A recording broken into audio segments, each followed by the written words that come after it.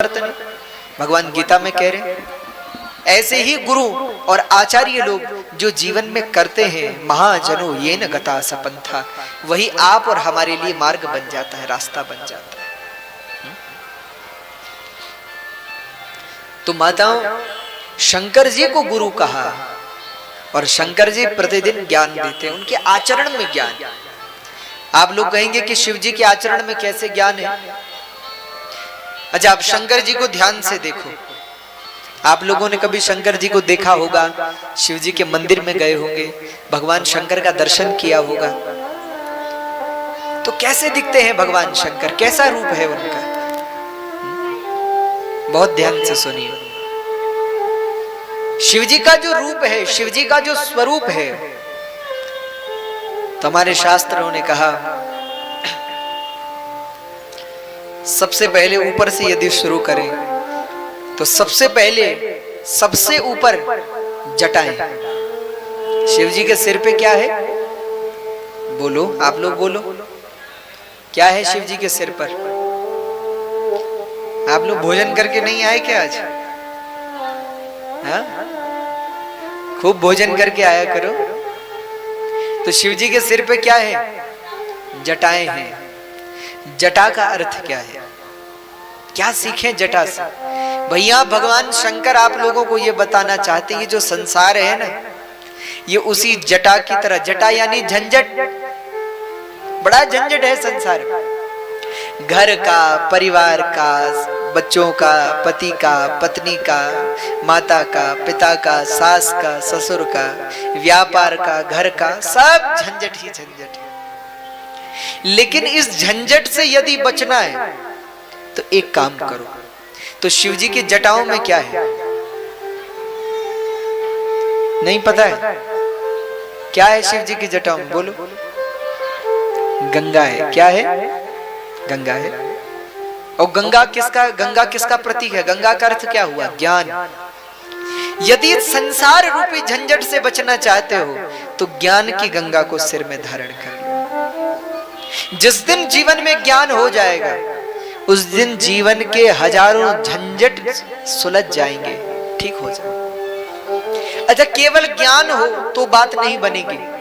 शिव जी की जटाओं में एक और भी है। क्या? चंद्रमा। चंद्रमा है ना, चंद्रमा शीतलता का प्रतीक है, यानी धैर्य। जिस दिन जीवन में गंगा रूपी ज्ञान आ गया और जिस दिन जीवन में चंद्रमा रूपी धैर्य आ गया, शीतलता आ गई, उसी दिन आपके जीवन के जो झंझट है वो सब समाप्त हो जाएंगे। लेकिन आज लोगों के जीवन में न तो ज्ञान है न धैर्य है, और धैर्य तो बिल्कुल नहीं है। लोग हर समय ऐसे क्रोध में रहते हैं। धैर्य होना चाहिए, धीरज होना चाहिए, तो जीवन में ज्ञान हो और जीवन में धैर्य हो। उसके बाद आप शंकर जी के मस्तक पर देखो।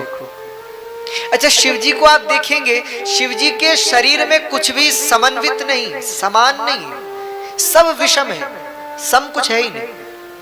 आप देखेंगे सिर पर है गंगा और माथे पर है तृतीय नेत्र और उसमें है अग्नि, जल और अग्नि।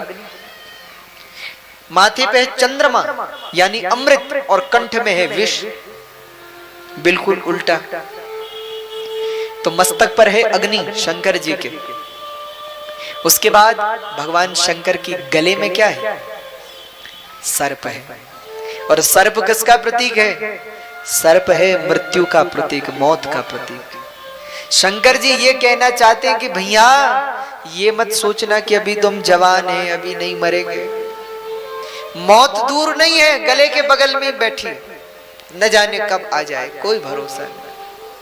और इस समय तो जब कोविड का समय चल रहा था, तब तो आप लोगों ने देखा ही होगा, महाराज क्या बालक, क्या युवा, क्या वृद्ध, क्या नर, क्या नारी, सब काल के गाल में समाते जा रहे हैं।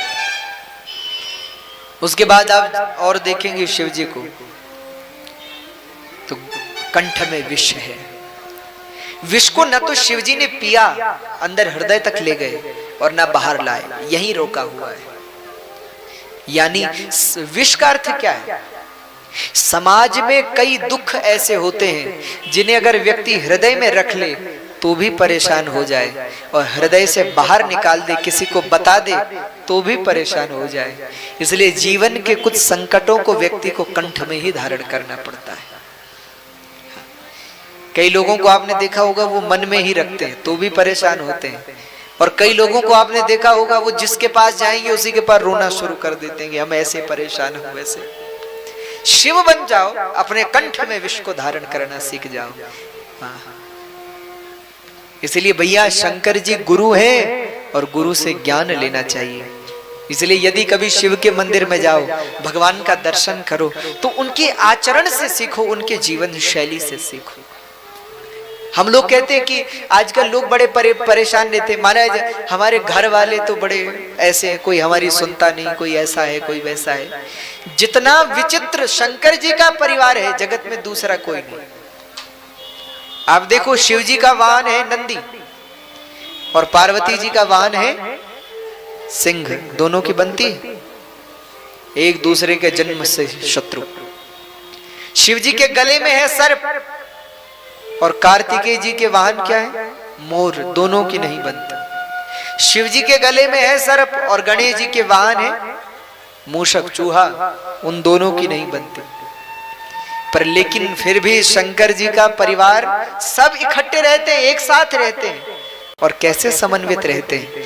कहने का आशय है यदि घर में जो सबसे बड़ा है, जो श्रेष्ठ है, वो समझदार है, योग्य है, तो परिवार में भले ही विचित्र विचित्र लोग हों तो भी वो सबको संभाल करके चलता है। तो परिवार को कैसे संभालना है, कैसे एकजुट रखना है, ये भी यदि सीखना है तो शंकर जी से सीख लो, शिव जी से सीख लो।